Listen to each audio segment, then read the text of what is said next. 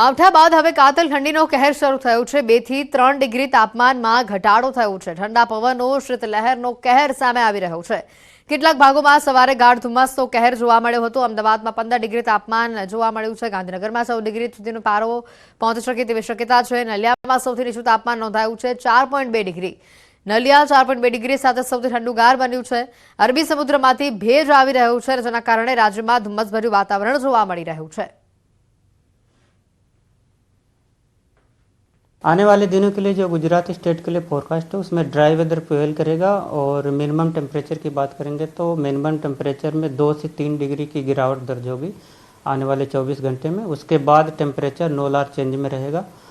और minimum temperature realise की बात करेंगे तो मिनिमम टेम्परेचर जो अहमदाबाद में रियलाइज हुआ है वो 16.5 डिग्री सेल्सियस और गांधीनगर में 16 डिग्री सेल्सियस। और अहमदाबाद गांधीनगर के लिए जो फोरकास्ट दिया जा रहा है मिनिमम टेम्परेचर का, तो अहमदाबाद के लिए 15 और गांधीनगर के लिए 14 डिग्री सेल्सियस मिनिमम टेम्परेचर का फोरकास्ट है।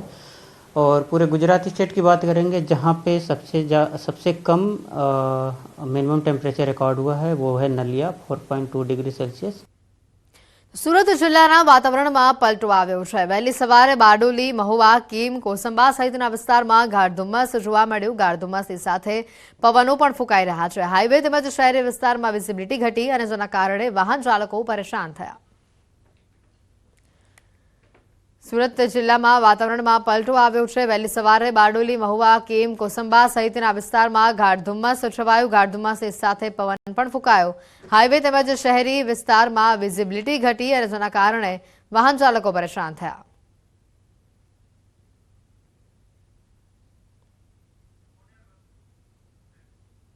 તો આ તરફ નર્મદા જિલ્લામાં પણ ગાઢ ધુમ્મસની ચાદર પથરાઈ છે। વાતાવરણમાં પલટો આવતા ઠંડીનો ચમકારો વધ્યો છે। રાજપીપળા, તિલકવાડા, કેવડિયા સહિતના વિસ્તારોમાં ગાઢ ધુમ્મસ જોવા મળ્યું। મુખ્ય માર્ગો પર વિઝિબિલિટી ઘટતા વાહન ચાલકોને અસર પહોંચી। વાહનોની લાઇટો ચલાવી ચાલકો ધીરે ધીરે વાહન હંકારતા જોવા મળ્યા। 8 વાગ્યા સુધી સ્ટ્રીટ લાઇટો પણ જાહેર માર્ગો પર ચાલુ જોવા મળી।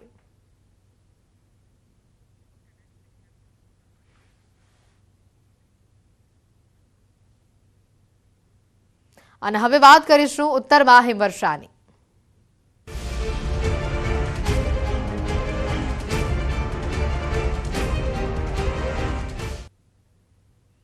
ઉત્તરાખંડના પિથોરાગઢના ઊંચા વિસ્તારોમાં ભારે હિમવર્ષા થઈ રહી છે। સ્થિતિ એ છે કે ચીન અને નેપાળ સરહદને અડીને આવેલા આ વિસ્તારો સંપૂર્ણપણે બરફની ચાદરથી ઢંકાઈ ગયા છે।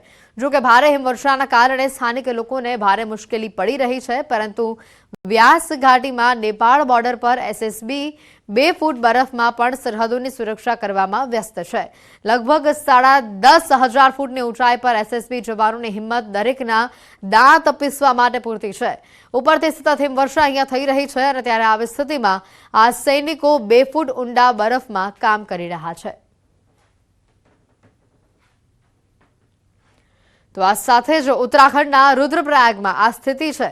હવામાનમાં આવેલા ફેરફાર બાદ છેલ્લા 3 દિવસથી કેદારધામ, તુંગનાથ ધામ, મહામહેશ્વર ધામ, મદમહેશ્વર ધામ સહિતના ઉચ્ચ હિમાલયના વિસ્તારોમાં ભારે હિમવર્ષા થઈ રહી છે। નીચાણવાળા વિસ્તારોમાં ઠંડીનો પ્રકોપ વધ્યો છે। કેદારનાથ ધામમાં મંદિર પરિસરની આસપાસ બરફની સફેદ ચાદર પથરાયેલી છે। આજે પણ ધામમાં હિમવર્ષા ચાલુ છે। આઈટીબીપીના જવાનો હિમવર્ષાની વચ્ચે ધામમાં ફરજ પર છે।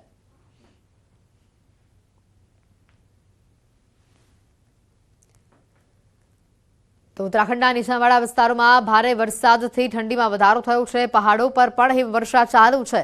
પર્યટન સ્થળ ચક્રતા સહિતના ઊંચા શિખરો પર આજે પણ ભારે હિમવર્ષા થઈ રહી છે। તો મોટી સંખ્યામાં પર્યટકો હિમવર્ષાની મજા માણવા માટે આવી રહ્યા છે।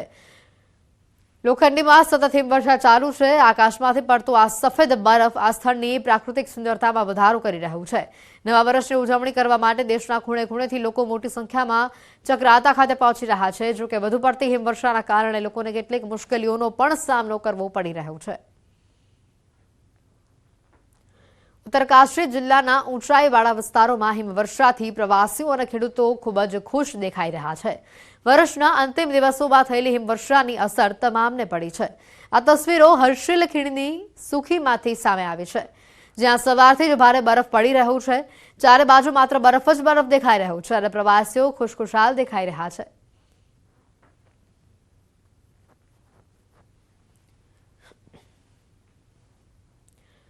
ઉત્તરાખંડના બદ્રીનાથ ધામ હેમકુંડ સાહિબ વેલી ઓફ ફ્લાવર્સ વિશ્વ પ્રસિદ્ધ પર્યટન સ્થળ ઓલીમાં સતત હિમવર્ષા ચાલુ છે।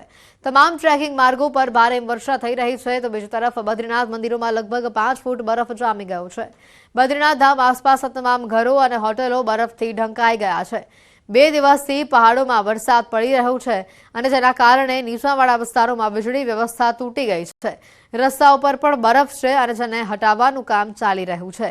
જો કે હિમવર્ષા પ્રવાસીઓ અને પ્રવાસી વ્યવસાય માટે કોઈ ભેટથી ઓછી નથી, પરંતુ હિમવર્ષા બાદ ગ્રામીણ વિસ્તારોમાં જનજીવન અસ્તવ્યસ્ત થઈ રહ્યું છે। તો આ સાથે જ પર્યટન સ્થળ ગુલમર્ગમાં તાજી હિમવર્ષા જોઈને પ્રવાસીઓ ખૂબ જ ખુશ દેખાઈ રહ્યા છે। ગુલમર્ગના કિંગદોરી અને અફરોથ શિખરો પર પ્રવાસીઓ આ તાજી હિમવર્ષાનો આનંદ માણી રહ્યા છે અને તે જ સમયે ટિંગમર્ગથી ગુલમર્ગ સુધી કોઈપણ વાહનને ટાયરની ચેન વિના જવાની મંજૂરી નથી। તો આ તરફ દક્ષિણ કાશ્મીરમાં હિમવર્ષા ચાલુ છે અને જમ્મુ શ્રીનગર નેશનલ હાઈવે ઉપર લપસણા રસ્તાઓના કારણે તમામ પ્રકારના વાહનોની અવરજવર હાલ બંધ છે। મુગલ રોડ અને અનંતનાગ સિંધાન કિશ્તીવાડ રોડ પણ વાહન વ્યવહાર માટે બંધ છે। વહીવટીતંત્ર સજ્જ થઈ ગયું છે અને બરફ હટાવવાનું કામ ચાલી રહ્યું છે। જમ્મુ શ્રીનગર નેશનલ હાઈવે ઉપર અલગ અલગ જગ્યાએ ઘણા વાહનો ફસાયેલા છે। પ્રવાસીઓ પણ વિવિધ સ્થળોએ ફસાયેલા છે। હિમવર્ષા દરમિયાન પ્રવાસીઓને ઘણી સમસ્યાઓનો સામનો કરવો પડી રહ્યો છે। गुज़श्ता दिन से कश्मीर में बर्फबारी जारी है, जिसके चलते यकीनी तौर पर लोगों ने राहत की सांस ली है, लेकिन इसके साथ साथ जो स्नोफॉल है वो मिजरीज भी ला रहा है। और जम्मू श्रीनगर नेशनल हाईवे की बात करेंगे तो वो गुज़श्ता रात से ही बंद है। इसके अलावा सिंथन किश्तवाड़ नेशनल हाईवे या फिर वाडवा रोड या फिर मुगल रोड की बात करेंगे तो सारे के सारे रोड जो है किसी भी व्हीकुलर मूवमेंट के लिए बंद कर दिए गए हैं। और इस सिलसिले में HMVs की अगर हम बात करेंगे तो अभी सैकड़ों गाड़ियां जम्मू श्रीनगर नेशनल हाईवे के डिफरेंट स्पॉट्स पर दरमांदा हो चुकी है और इसके साथ साथ कश्मीर वैली में टूरिस्ट भी काफी तादाद में दरमांदा हो गए। पानी वानी का बिल्कुल भी अरेंजमेंट नहीं था, ना कुछ खाने वगैरह का कुछ हुआ और ऊपर से ना वो ट्रेन वगैरह का कोई फैसिलिटीज वगैरह हुआ ताकि क्लियर हो सके रोड वगैरह। और रात भर हम वहीं पे फंसे रहे, इवन होटल्स वगैरह भी अवेलेबल नहीं थे ऑब्वियसली। अमला यहाँ पर रोड रेस्टोरेशन वर्क पे है, उनको भी काफ़ी दिक्कतों का सामना करना पड़ रहा है। ऐसे में ये उम्मीद की जा सकती है कि जब तक मौसम मेहरबान होगा तब तक इसी तरह के हालात जो है वो बने रहेंगे। और इलेक्ट्रिसिटी की अगर साथ साथ बात करेंगे तो मोस्ट ऑफ द एरिया जो अफेक्टेड एरियाज़ है वहाँ पर इलेक्ट्रिसिटी कल रात से ही गायब है। न्यूज़ 18 के लिए अनंतनाग से मुदस्सिर कादरी।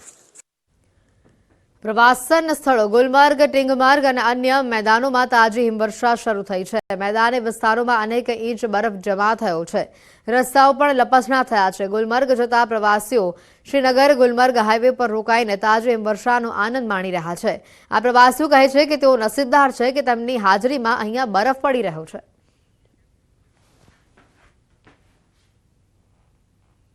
સમાચારોમાં હાલ રોકાઈશું એક બ્રેક માટે।